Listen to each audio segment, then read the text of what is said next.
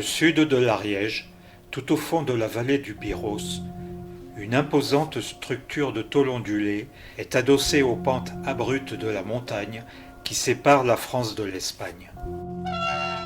À l'intérieur, de lourdes machines abandonnées depuis des dizaines d'années, parmi lesquelles un cylindre broyeur, un classificateur à vis sans fin, des tables vibrantes, une forge, etc. Nous sommes dans une laverie de minerais, autrement dit une usine qui sépare les minerais commercialisables, ici le zinc et le plomb, de ce qu'on appelle les stériles. Les débuts de cette activité datent du milieu du XIXe siècle sur les sites de Chichoué et du Bain-Taillou, à 2000 mètres d'altitude.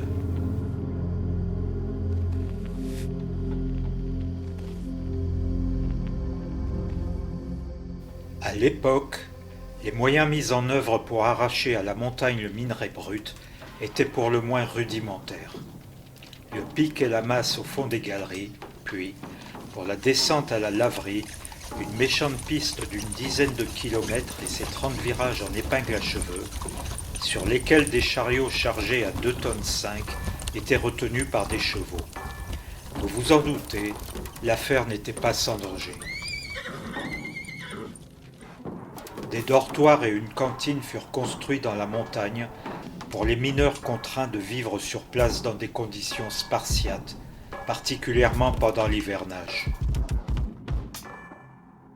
Au tournant des 19e et 20e siècles, la demande en zinc était forte pour couvrir les toits de Paris, en particulier les toits des immeubles haussmanniens.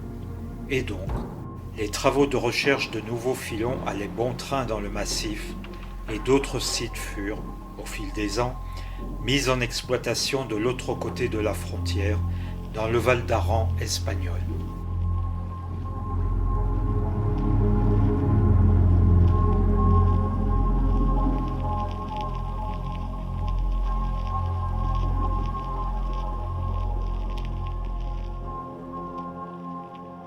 L'exploitation industrielle était à peu près achevée lorsque commence le XXe siècle, notamment grâce à l'arrivée de l'électricité dans les mines, qui a permis de générer l'air comprimé nécessaire à l'emploi des marteaux-piqueurs, à la ventilation des galeries et au fonctionnement des téléphériques qui sillonnaient dorénavant la montagne pour évacuer le minerai brut. On peine aujourd'hui à imaginer les efforts qu'il a fallu déployer pour transporter en haute montagne, à dos de mulet et à dos d'homme, les tonnes de matériaux et de matériel nécessaires aux mécanos géants des pylônes, des câbles aériens et des chemins de fer à voie étroite qui reliaient les galeries aux téléphériques.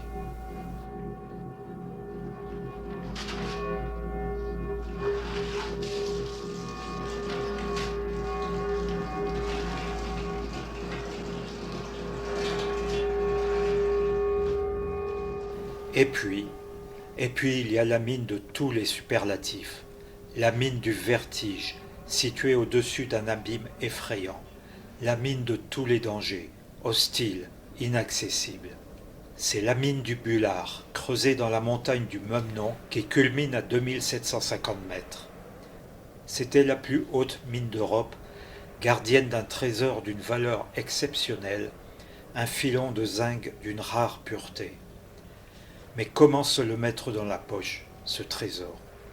La raison aurait voulu qu'on ne s'attaque pas à une telle entreprise, sauf que c'était trop tentant, et que les décideurs se sont allègrement assis sur la prudence et envoyé au casse-pipe les enfants des vallées voisines, tant françaises qu'espagnoles. Au printemps 1901, une partie des mineurs est affectée à la construction des logements sur une vire au pied de la falaise. Les autres taillent sur une longueur de 700 mètres un chemin vertigineux au-dessus de la pique. Au bout du chemin, on construit une forge. Depuis la forge, un plan incliné est aménagé sur lequel circulent des wagonnets dont on découvre quelques reliques. Ils évacuaient le minerai depuis les galeries supérieures qui s'étageaient sur 7 niveaux. Le minerai était ensuite descendu à la laverie des lits sur 4500 mètres de câble, 1500 mètres plus bas. Les mineurs montaient chaque année à la mine en juin et n'en redescendaient qu'en novembre, sans rentrer chez eux. Ils ont toujours refusé d'hiverner car le site n'était pas et n'est toujours pas accessible en hiver du fait de son exposition aux avalanches. Le filon du Bullard a été épuisé après 19 années d'activité et la mine a fermé en 1919.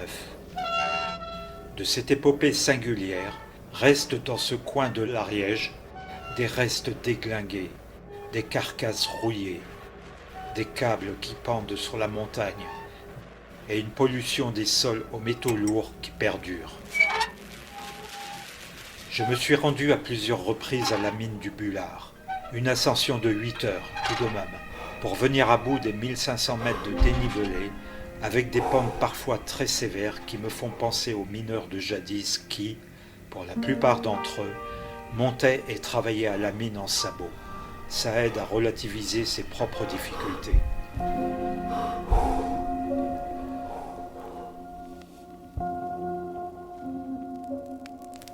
Dans les ruines de la première maison, je passe la nuit à la belle étoile. Isolement total. Parfois le silence est brisé par une chute de pierre sur le glacier voisin. Au-dessus, le ciel et les étoiles. Devant, la falaise du Bullard, inquiétante. La nuit m'enveloppe et les ombres du passé surgissent au fond des galeries où ces hommes trimaient. Ils trimaient dans un univers inquiétant, fait de froid, d'humidité et d'insécurité. Ils surnommaient cette mine la mangeuse d'hommes.